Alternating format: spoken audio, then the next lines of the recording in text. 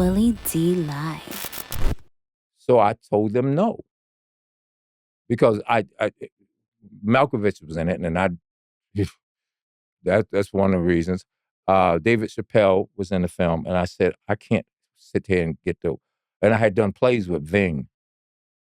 I can't sit up here and be with nothing to do and watch everybody else get to work. However, so I turned it down. However, I since found out that was back in when did that movie get done? 90s? I think it was 90s. They made so much overtime. They were flying those people because they shot some of it here in Vegas. They were flying them between days off. They were flying me from here on private planes back to LA. They were just spending money hand over fist. One of my friends, Earl Billings, who played one of the guards, built a swimming pool on his overtime. So as I look back at that, I say, damn, I could have made that money. But at the same time, I know my well-being, I did the right thing when saying no, because I would have been miserable.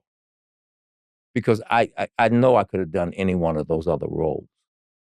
Well, you did the right thing by saying yes to 7, because that was a dope movie. Yeah, well, see, that's another one of those things. It's like, I said no to 7 3 times. Yeah. I said no to Speed 3 times. Wow. 7 was just the role wasn't big enough, because I'm telling my agent, I said, I'm trying to build up so I can get, and finally they came back and said, okay, look here. We'll put his name up front. We'll give him more credit, more money. And also, by the way, he'll be working with Morgan Freeman. That's the thing that finally made me say yes, because of the fact that Morgan Freeman has something I don't have. And it's something I've been working on all my life, ever since I've been an actor, is that stillness. See, because I came from stage, I have a tendency to be bigger. Mm-hmm. Because you were taught to reach that deaf, blind old lady in the third balcony. So you have to be bigger. You have to speak louder. So that's where I came from. So I'm learning that stillness, because that camera is right in your face. That screen is 20 feet high. So if you move your eye an inch, it reads. So I'm learning that. I'm still working on that. The stillness.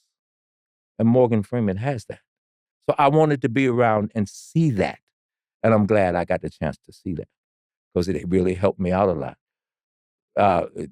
Turning down Speed was, oh man, that was a journey. I turned it down because I read the script and I thought it was stupid.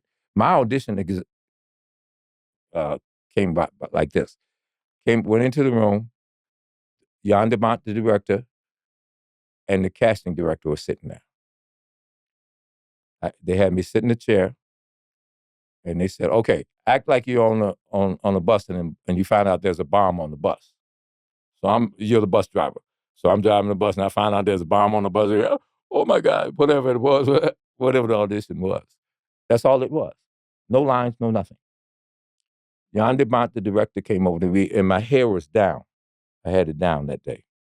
And he came over and he touched my hair. And he said, don't cut it.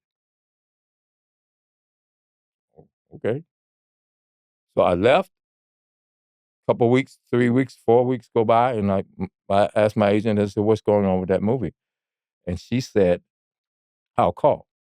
Well, but they asked, did he cut his hair? She told him no. That's how I got the movie, because of my hair. But, however, I turned it down because I thought the script was stupid. They had a bomb on the bus run away. Yeah, all kinds of things were going on, but it made sense. All of those stories added up. But as we were shooting it, there was a bus chase down Malibu Highway. They did have a bus chase. Somebody stole a bus and they were chasing them down, and they found a bomb on the freeway. But this is, and then what happened was, Hollywood, my days in Hollywood. Finally I turned it down, and they kept offering me more money. But see, that's back in the day. It was Speed and Seven back in the day. When they wanted you, they wanted you. Now they don't give a damn. There's 5,000 people behind you. And if you say no, next. But that back in those days, they wanted you, they wanted you. But they came back and he finally said, look here, we'll give them more money. And this is how much money we'll give them. And I said, no. And my agent called me up and said, they want to know, this is what she said. They said, what's his problem? We're giving him the same amount of money as the white woman. They weren't talking about Sandra Bullock.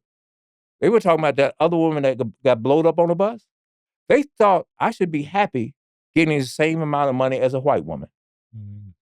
You understand Hollywood? Right. That's Hollywood. Mm-hmm.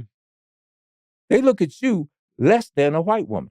And you know how they look at white women. And, well, and not just that, a white woman who didn't have the credits that you have. No, exactly. And not even half the skill. Yeah. And finally, they came back and gave me more money, and I said, okay, I'll do it. And I'm so glad I did. But it works out the way it's supposed to work out, I think.